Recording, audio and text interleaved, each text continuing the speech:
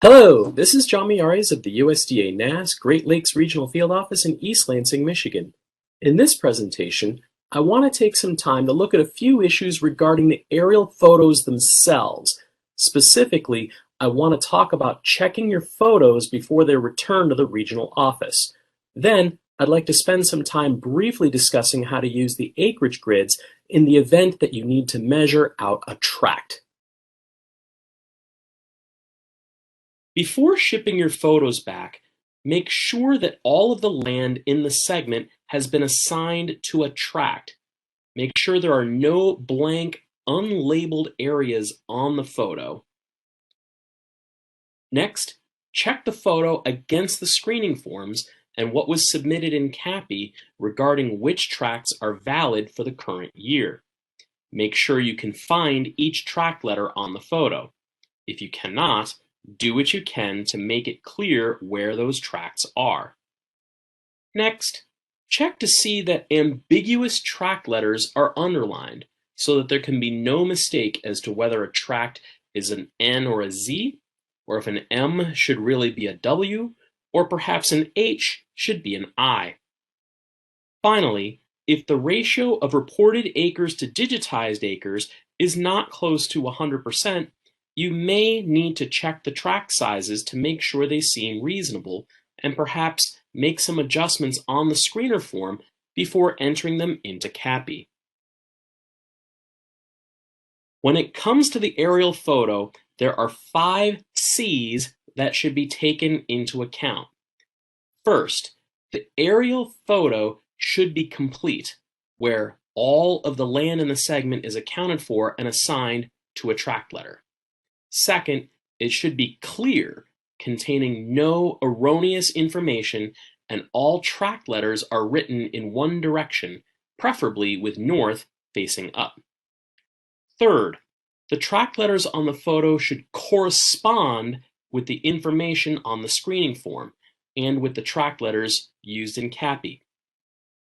Next, you want to make sure that the photo is handled and drawn on correctly, where the segment boundaries are in the correct location and you are using the right color, pencil, or photo marker. For example, the segment boundary is supposed to be in red and the tract boundaries are supposed to be in blue. Lastly, never put any operator names on an aerial photo. We need to maintain the confidentiality of our tract operators, and you are not the only person who looks at these photographs. Here's an example of a poorly marked up photo. There are field numbers that are written in blue, tract letters that are hard to read and are in multiple directions. There are ambiguous letters that are not underlined. Overall, it is very difficult to read this and make sense of this photo.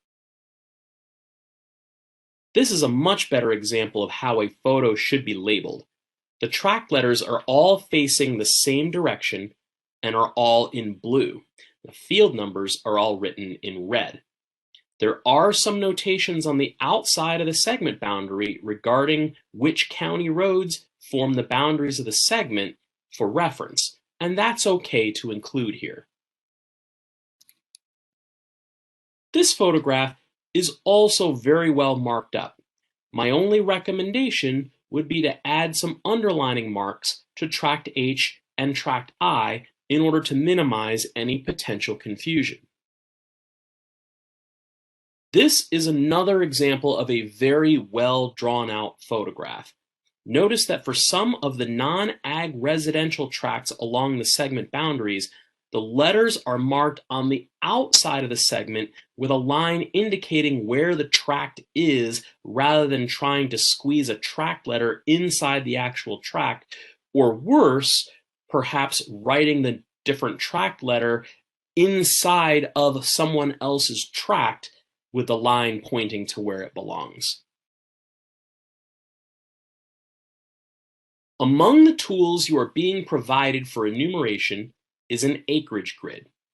We don't have to use them a lot, but they do come in very handy if the acreage for a particular tract is unknown because the tract operator either refused the survey or was inaccessible. They are also good for measuring the size of non-ag tracts that are not residential that no one quite knows exactly how large they are. The grids can also be used to verify land totals, especially in cases where it looks like the sum of the tract acres doesn't equal the number of acres in the segment. This is an example of what the acreage grid looks like. They are small, hard plastic and transparent and are designed to be put over a portion of the photograph in order to measure out a certain area.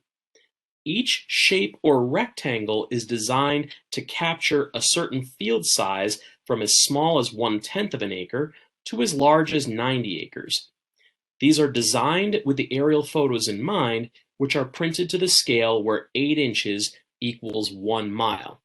There is also a small ruler on the edge of this grid. There are two different ways that we can use the grid to measure out unknown areas on the aerial photograph. The first is to use something called the template method, where you place the grid over a given area on the photograph and the number of acres in the field will be the sum of the covered squares. The second method is called the ruler method, and it requires that you measure out the lengths and widths of the fields or tracts in question and use some of the rules from geometry to calculate the areas of the different shapes. If you can cut the parcel of land into recognizable shapes, such as rectangles or triangles, you can use your grid or ruler to calculate the area of the region on the photograph.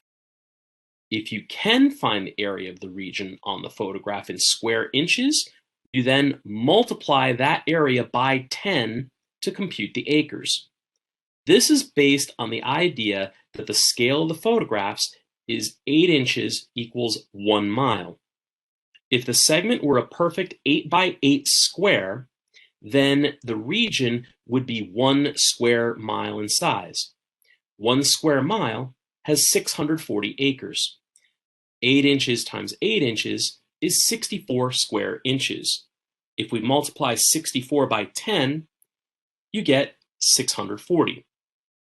Taken from another perspective, if 64 square inches of photograph translate into 640 acres of land, then every square inch on the photo will represent 10 acres of land. Therefore, multiplying the number of square inches marked off in a parcel in the photo by 10 will give you the number of acres represented by that parcel in the segment. As a reminder, if your shape is rectangular, its area can be calculated by multiplying its length by its width. If the shape is triangular in nature, you'll want to take half the length of the base by the height, which would be the same as taking base times height dividing by 2. Once you get those areas in square inches, multiply the result by 10 to get the corresponding acreage. Suppose you wanted to use the template method to find out how many acres are in this field marked with a yellow boundary. You can place the acreage grid on top of the aerial photograph and try to find a shape that matches the field. In this case, it looks like the square with the 40 in it matches, so that means that there are 40 acres in that field. You may not be able to find an exact square to match a given field, but you can still use the template method in order to measure the field size. In this case, we can place the part of the grid with the 5-acre boxes over it and add them up to find that there are 20 acres in this field. You can also use the 1/10 of an acre box and count the number of squares. For small or oddly shaped regions, this may be the best approach. However, sometimes counting all of the little squares can be tedious.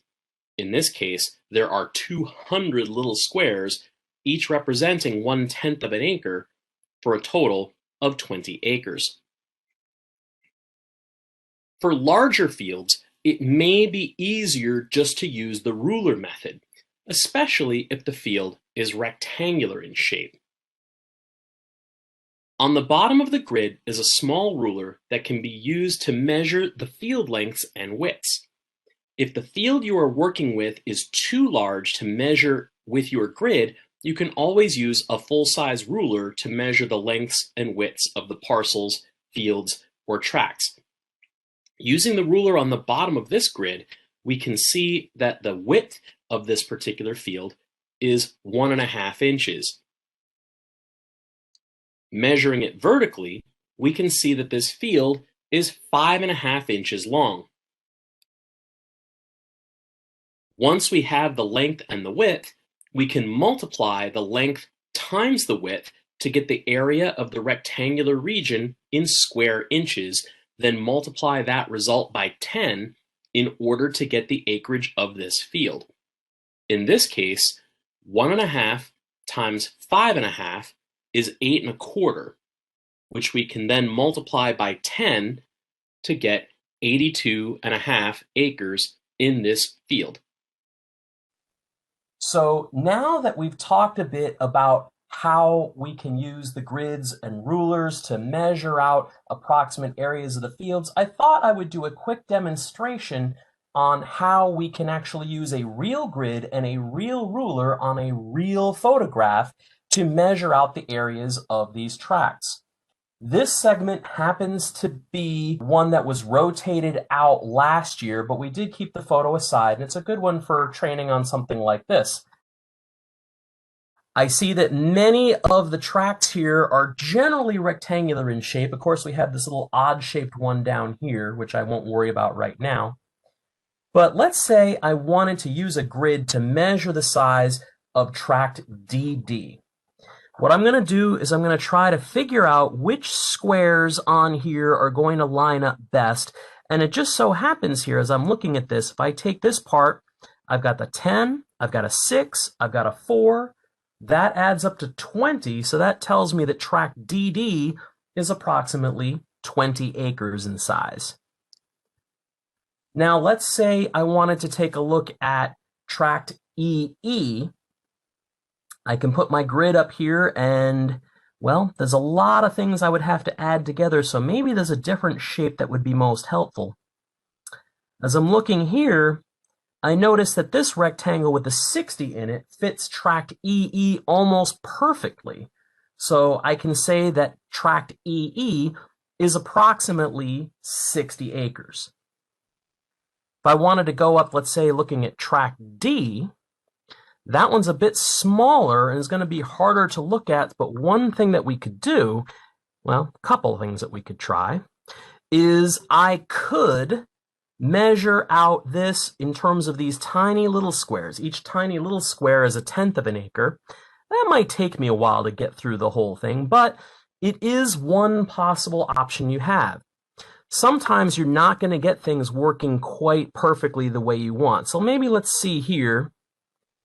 I've got this one that looks like I've got 2, 2, 2, 2, 2, 2.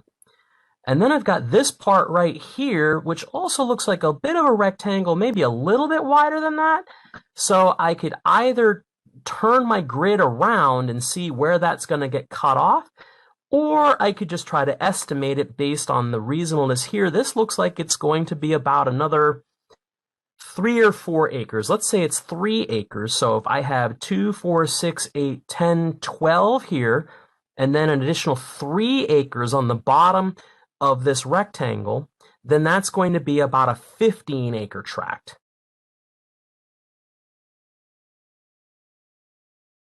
Now, as I said before, we could also measure out the area using a ruler.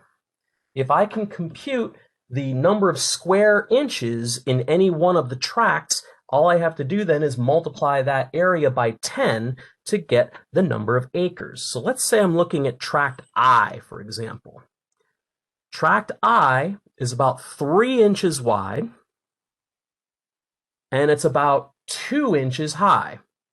So the area of a rectangle, length times width, 3 times 2 is going to be 6. So there's 6 square inches of photograph here. I multiply that by 10, and that will get me 60 acres. Let's try that for tract E.